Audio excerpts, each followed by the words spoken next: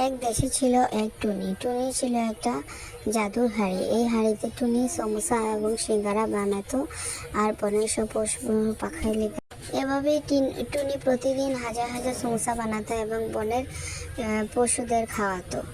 একদিন টুনির কাছে টুনির দুটি বোন চলে আসে, বলে, আপু, আমাদেরকে দুটি সিঙ্গারা খাও। কিন্তু টুনি এই দুটি বোন অনেক আগেই মারা গিয়েছিল, কিন্তু ওদের আত্মা ফিরে এসেছিল টুনির কাছে সমোসা এবং সিঙ্গারা খেতে। তখন টুনি অনেক মনোযোগ সহকারে সেই জাদুর হাঁড়িতে সিঙ্গারা সমোসা বানাতে থাকে।